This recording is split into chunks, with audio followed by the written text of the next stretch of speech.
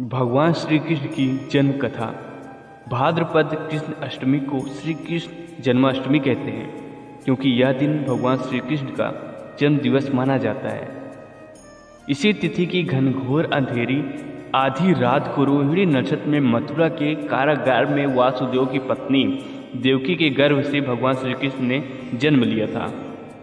यह तिथि उसी शुभ घड़ी की याद दिलाती है और सारे देश में बड़ी धूमधाम से मनाई जाती है। जन्माष्टमी के दिन भगवान श्री कृष्ण की जन्म संबंधी कथा भी सुनाते हैं, जो इस प्रकार है। द्वापर युग में भोजवंशी राजा उग्रसेन मथुरा में राज करता था। उसके अत्यायी पुत्र कंस ने उसे गद्दी से उतार दिया और स्वयं मथुरा का राजा बन बैठा। कंस की एक बहन देवकी थी, जिसका विवाह वासुदेव नामक यदुवंशी सरदार से हुआ था। एक समय कंस अपनी बहन देवकी को उसी ससुराल पहुंचाने जा रहे थे। रास्ते में आकाशवाणी हुई कि हे कंस, जिस देवकी को तू बड़े प्रेम से ले जा रहा है, उसी में तेरा काल बसता है। इसी के गर्भ से उत्पन्न 8वां बालक तेरा वध करेगा।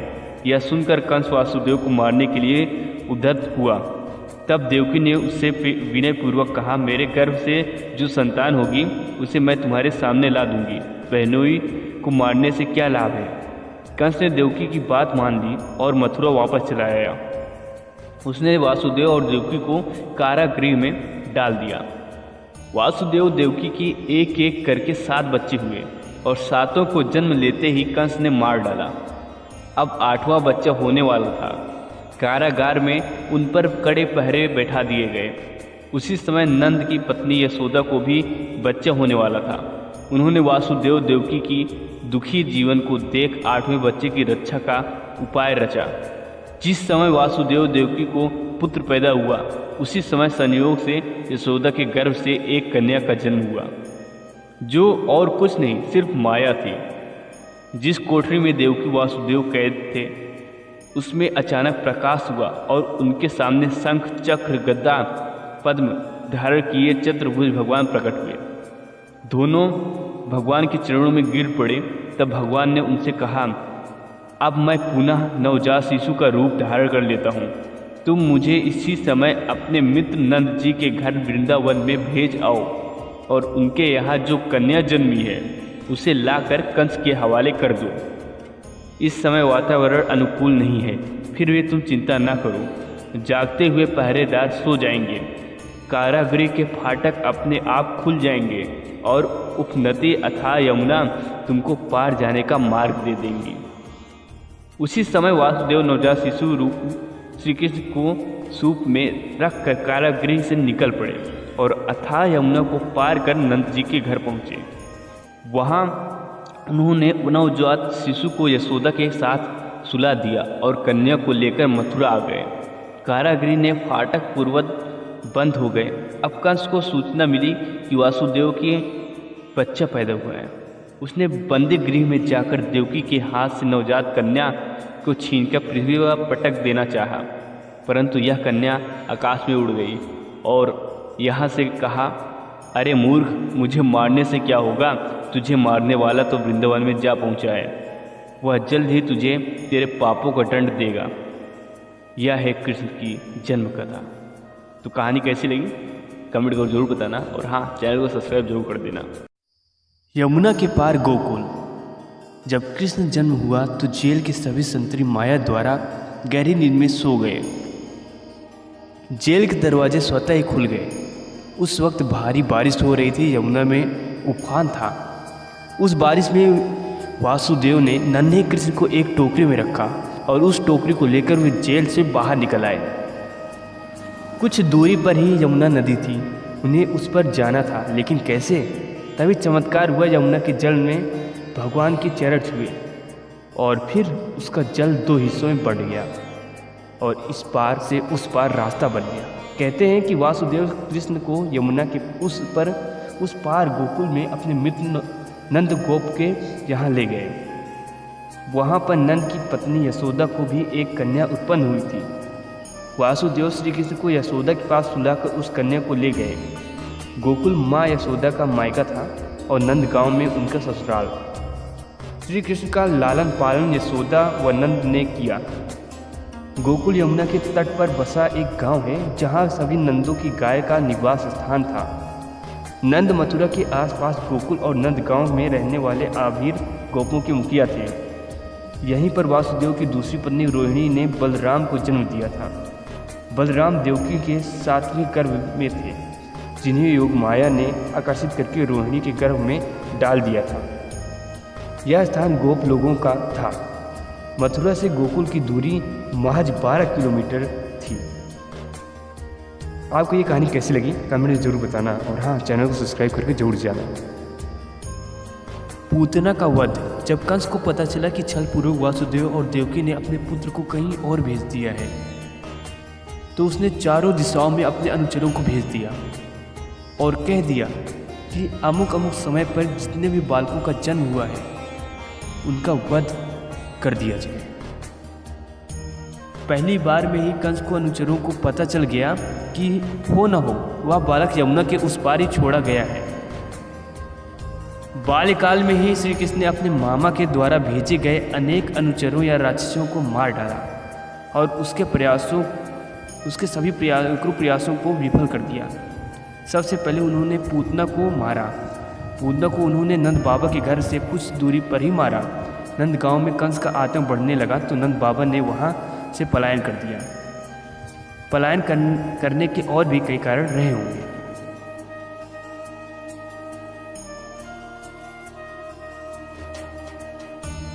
वृंदावन आगमन। नंद गांव में कंस के खतरे के चलते ही नंद बाबा दोनों भाइयों को वहां से दूसरे गांव वृंदावन लेकर चले गए। वृंदावन कृष्ण की लीलाओं का प्रमुख स्थान है। वृंदावन मथुरा से 14 किलोमीटर दूर है। श्रीमद् भागवत और विष्णु पुराण के अनुसार कंस के अत्याचार से बचने के लिए नंद जी कुटुंबियों और सजातियों के साथ नंद गांव से वृंदावन में आकर बस गए। विष्णु पुराण में वृंदावन में कृष्ण के लीलाओं का वर्णन भी है। यहाँ श्री कृष्ण ने कालिया का वध भी किया था।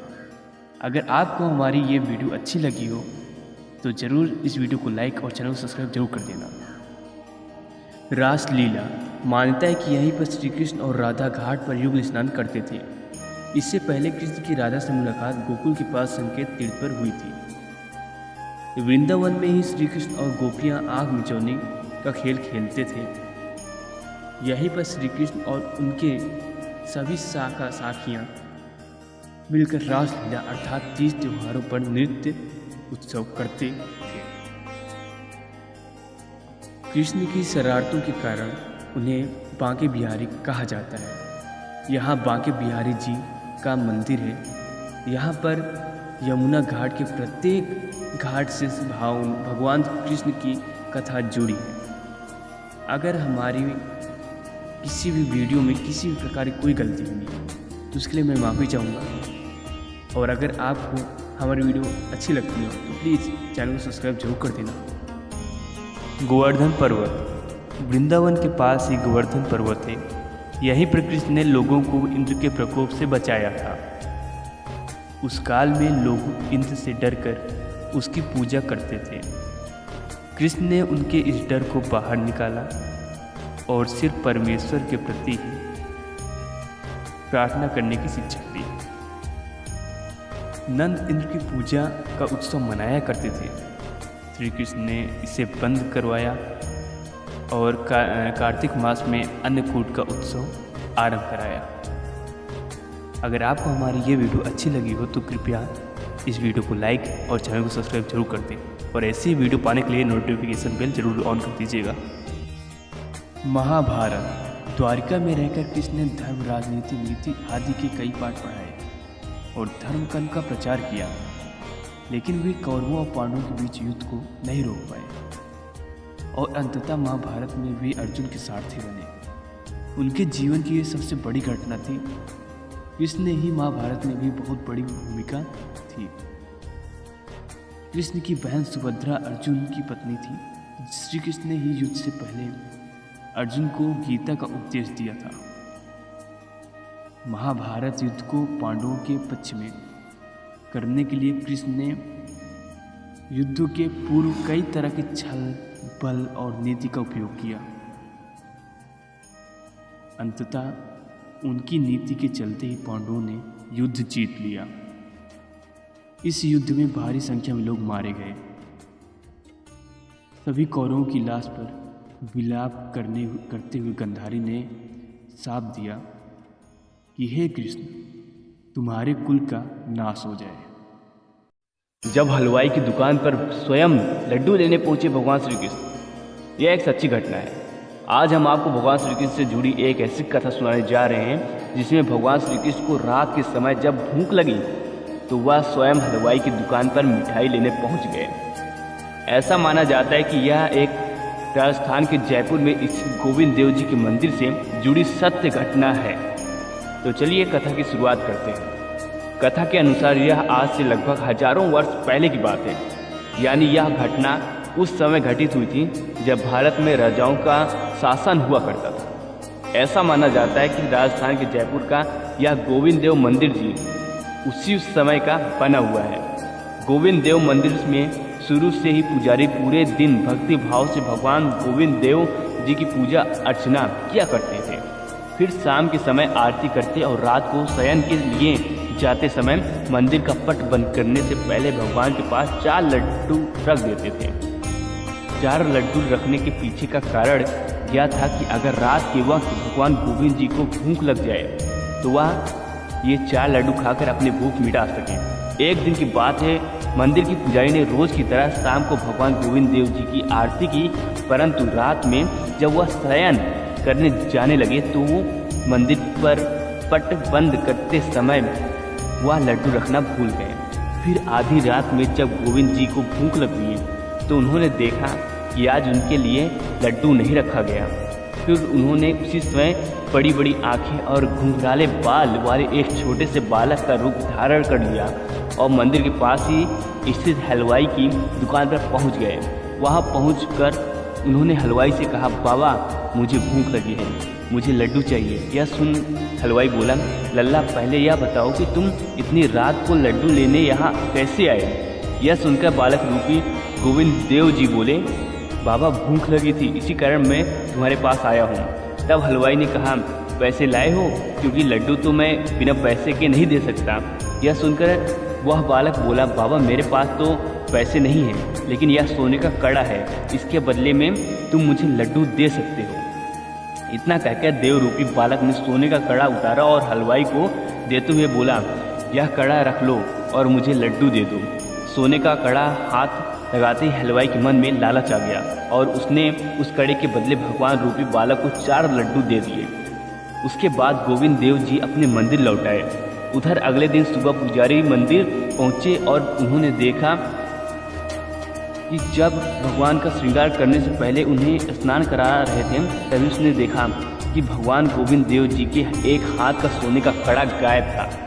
यह देखकर पुजारी डर गए और उन्होंने तुरंत ही उस समय राज के एक तक खबर पहुंचा दी गई कि गोविंद देव जी की एक हाथ का कड़ा गायब हो गया है। और फिर क्या था, यह खबर आग की तरह पूरे राज्य में फैल गई और जब इसका पता हलवाई को चला तो वह डर गया और डर के मारे कांपने लगा। तुरंत ही राजा के पास जाकर भरी सभा में कड़ा देते हुए बोला, महाराज मैंने इसे चुराया नहीं है, बल्कि कल रात को मैं जब अपनी दुकान पर था तो आधी रात के समय मेरे पास एक बालक लड्डू लेने आया था और उसी ने मुझे यह कड़ा दिया था और जिसके बदले मैंने उसे 4 लड्डू भी दिए। उसके बाद हलवाई की बात सुनकर राजा ने पुजारी से पूछा, पुजारी जी क्या आप रात में गोविंद देव जी के पास लड्डू रखना भूल गए थे? तो पुजारी जी ने कहा, जी महाराज, रात में पता नहीं कैसे मुझसे यह भूल हो गई। यह सुनकर राजा तुरंत ही समझ गया कि वह बालक और कोई नहीं बल्कि स्वयं भगवान गोविंद जी थे। और यह बात जब हलवाई को पता चली। भगवान श्री कृष्ण की जन्म कथा। भाद्रपद कृष्ण अष्टमी को श्री कृष्ण जन्माष्टमी कहते हैं क्योंकि यह दिन भगवान श्री कृष्ण का जन्म दिवस माना जाता है। इसी तिथि की घनघोर अंधेरी आधी रात को रोहिणी नक्षत्र में मथुरा के कारागार में वासुदेव की पत्नी देवकी के गर्भ से भगवान श्री कृष्ण ने जन्म लिया था। यह तिथि उसी शुभ घड़ी की याद दिलाती है और सारे देश में बड़ी धूमधाम से मनाई जाती है। जन्माष्टमी के दिन भगवान श्री कृष्ण की जन्म संबंधी कथा भी सुनाते हैं, जो इस प्रकार है। द्वापर युग में भोजवंशी राजा उग्रसेन मथुरा में राज करता था। उसके अत्यायी पुत्र कंस ने उसे गद्दी से उतार दिया और स्वयं मथुरा का राजा बन बैठा। कंस की एक बहन देवकी थी, जिसका विवाह वासुदेव नामक यदुवंशी सरदार से हुआ था। एक समय कंस अपनी बहन देवकी को उसी ससुराल पहुंचाने जा रहे थे। रास्ते में आकाशवाणी हुई कि हे कंस, जिस देवकी को तू बड़े प्रेम से ले जा रहा है, उसी में तेरा काल बसता है। इसी के गर्भ से उत्पन्न 8वां बालक तेरा वध करेगा। यह सुनकर कंस वासुदेव को मारने के लिए उद्यत हुआ। तब देवकी ने उससे विनयपूर्वक कहा, मेरे गर्भ से जो संतान होगी उसे मैं तुम्हारे सामने ला दूंगी। बहनोई को मारने से क्या लाभ है। कंस ने देवकी की बात मान ली और मथुरा वापस चला आया। उसने वासुदेव और देवकी को कारागृह में डाल दिया। वासुदेव देवकी की एक एक करके 7 बच्चे हुए और 7 को जन्म लेते ही कंस ने मार डाला। अब 8वां बच्चा होने वाला था। कारागार में उन पर कड़े पहरे बैठा दिए गए। उसी समय नंद की पत्नी यशोदा को भी बच्चा होने वाला था। उन्होंने वासुदेव देवकी की दुखी जीवन को देख 8वें बच्चे की रक्षा का उपाय रचा। जिस समय वासुदेव देवकी को पुत्र पैदा हुआ, उसी समय संयोग से यशोदा के गर्भ से एक कन्या का जन्म हुआ, जो और कुछ नहीं सिर्फ माया थी।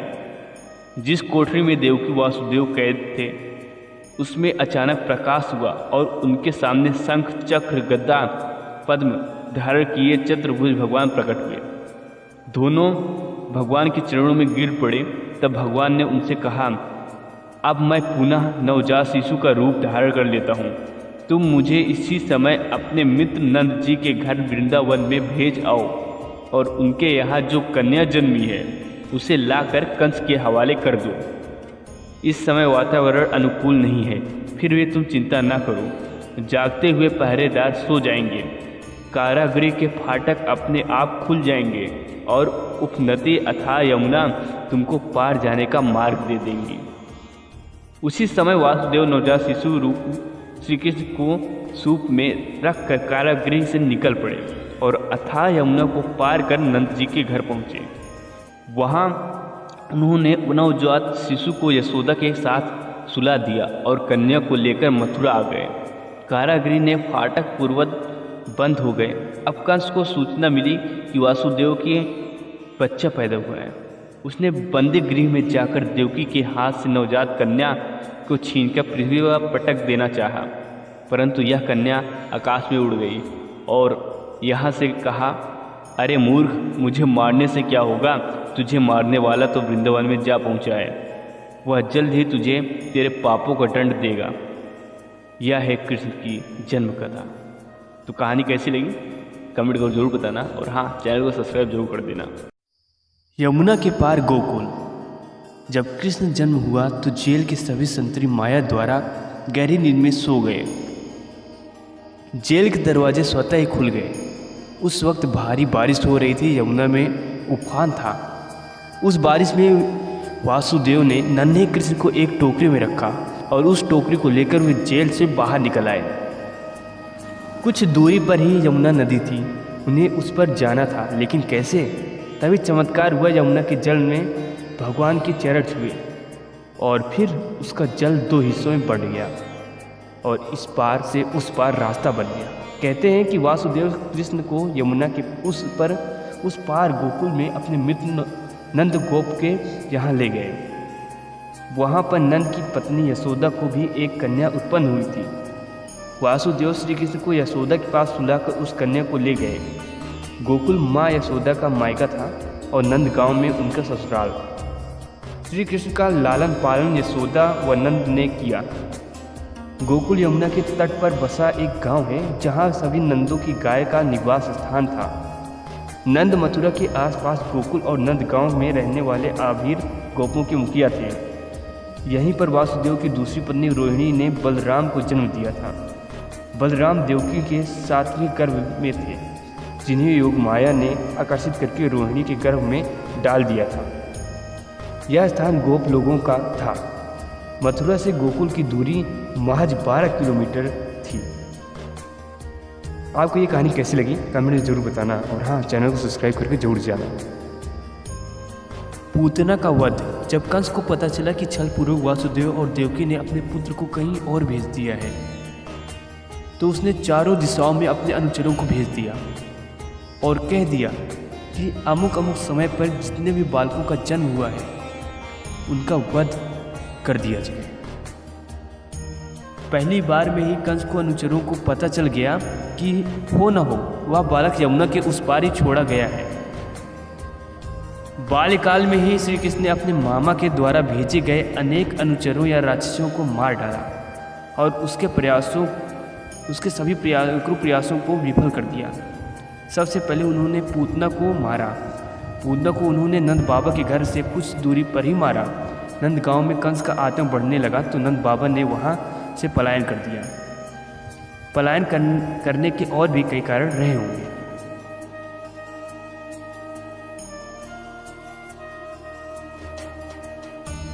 वृंदावन आगमन। नंदगांव में कंस के खतरे के चलते ही नंद बाबा दोनों भाइयों को वहां से दूसरे गांव वृंदावन लेकर चले गए।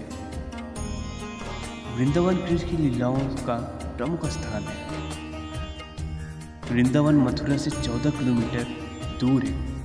श्रीमद् भागवत और विष्णु पुराण के अनुसार कंस के अत्याचार से बचने के लिए नंद जी कुटुंबियों और सजातियों के साथ नंदगांव से वृंदावन में आकर बस गए। विष्णु पुराण में वृंदावन में कृष्ण के लीलाओं का वर्णन भी है। यहाँ श्री कृष्ण ने कालिया का वध भी किया था। अगर आपको हमारी ये वीडियो अच्छी लगी हो तो ज़रूर इस वीडियो को लाइक और चैनल को सब्सक्राइब जरूर कर देना। रासलीला। मान्यता है कि यहीं पर श्री कृष्ण और राधा घाट पर युगल स्नान करते थे। इससे पहले कृष्ण की राधा से मुलाकात गोकुल के पास संकेत तीर्थ पर हुई थी। वृंदावन में ही श्री कृष्ण और गोपियां आग मिचौनी का खेल खेलते थे। यहीं पर श्री कृष्ण और उनके सभी साखियां मिलकर रासलीला अर्थात 30 त्योहारों पर नृत्य उत्सव करते थे। कृष्ण की शरारतों के कारण उन्हें बांके बिहारी कहा जाता है। यहाँ बांके बिहारी जी का मंदिर है। यहाँ पर यमुना घाट के प्रत्येक घाट से भगवान कृष्ण की कथा जुड़ी है। अगर हमारी किसी भी वीडियो में किसी भी प्रकार की कोई गलती हुई तो उसके लिए मैं माफ़ी चाहूँगा। और अगर आपको हमारी वीडियो अच्छी लगती हो तो प्लीज़ चैनल को सब्सक्राइब जरूर कर देना। गोवर्धन पर्वत। वृंदावन के पास ही गोवर्धन पर्वत है। यहीं पर कृष्ण ने लोगों को इंद्र के प्रकोप से बचाया था। उस काल में लोग इंद्र से डरकर उसकी पूजा करते थे। कृष्ण ने उनके इस डर को बाहर निकाला और सिर्फ परमेश्वर के प्रति ही प्रार्थना करने की शिक्षा दी।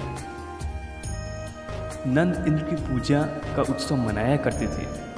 श्री कृष्ण ने इसे बंद करवाया और कार्तिक मास में अन्नकूट का उत्सव आरंभ कराया। अगर आपको हमारी ये वीडियो अच्छी लगी हो तो कृपया इस वीडियो को लाइक और चैनल को सब्सक्राइब जरूर कर दें, और ऐसी ही वीडियो पाने के लिए नोटिफिकेशन बेल जरूर ऑन कर दीजिएगा। महाभारत। द्वारिका में रहकर कृष्ण ने धर्म, राजनीति, नीति आदि के कई पाठ पढ़ाए और धर्म कर्म का प्रचार किया, लेकिन वे कौरवों और पांडवों के बीच युद्ध को नहीं रोक पाए और अंततः महाभारत में वे अर्जुन के सारथी बने। उनके जीवन की यह सबसे बड़ी घटना थी। कृष्ण ही महाभारत में भी बहुत बड़ी भूमिका थी। कृष्ण की बहन सुभद्रा अर्जुन की पत्नी थी। श्री कृष्ण ने ही युद्ध से पहले अर्जुन को गीता का उपदेश दिया था। महाभारत युद्ध को पांडवों के पक्ष में करने के लिए कृष्ण ने युद्ध के पूर्व कई तरह के छल, बल और नीति का उपयोग किया।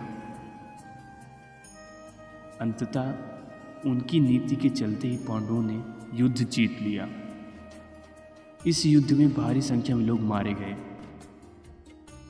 सभी कौरवों की लाश पर विलाप करते हुए गंधारी ने शाप दिया कि हे कृष्ण, तुम्हारे कुल का नाश हो जाए। जब हलवाई की दुकान पर स्वयं लड्डू लेने पहुंचे भगवान श्री कृष्ण, यह एक सच्ची घटना है। आज हम आपको भगवान श्री कृष्ण से जुड़ी एक ऐसी कथा सुनाने जा रहे हैं जिसमें भगवान श्री कृष्ण को रात के समय जब भूख लगी तो वह स्वयं हलवाई की दुकान पर मिठाई लेने पहुंच गए।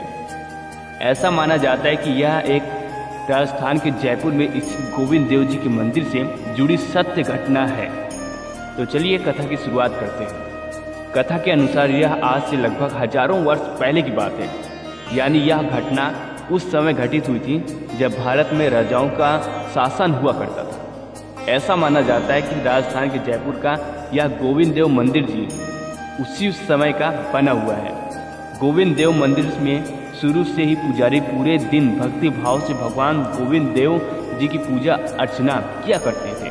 फिर शाम के समय आरती करते और रात को शयन के लिए जाते समय मंदिर का पट बंद करने से पहले भगवान के पास 4 लड्डू रख देते थे। 4 लड्डू रखने के पीछे का कारण यह था कि अगर रात के वक्त भगवान गोविंद जी को भूख लग जाए तो वह ये 4 लड्डू खाकर अपनी भूख मिटा सके। एक दिन की बात है, मंदिर की पुजारी ने रोज की तरह शाम को भगवान गोविंद देव जी की आरती की, परंतु रात में जब वह शयन करने जाने लगे तो वो मंदिर पर पट बंद करते समय वह लड्डू रखना भूल गए। फिर आधी रात में जब गोविंद जी को भूख लगी तो उन्होंने देखा कि आज उनके लिए लड्डू नहीं रखा गया। फिर उन्होंने उसी समय बड़ी बड़ी आंखें और घुंघराले बाल वाले एक छोटे से बालक का रूप धारण कर लिया और मंदिर के पास ही स्थित हलवाई की दुकान पर पहुंच गए। वहां पहुंचकर उन्होंने हलवाई से कहा, बाबा मुझे भूख लगी है, मुझे लड्डू चाहिए। यह सुन हलवाई बोला, लल्ला पहले यह बताओ कि तुम इतनी रात को लड्डू लेने यहाँ कैसे आए। यह सुनकर बालक रूपी गोविंद देव जी बोले, बाबा भूख लगी थी, इसी कारण मैं तुम्हारे पास आया हूँ। तब हलवाई ने कहा, पैसे लाए हो? क्योंकि लड्डू तो मैं बिना पैसे के नहीं दे सकता।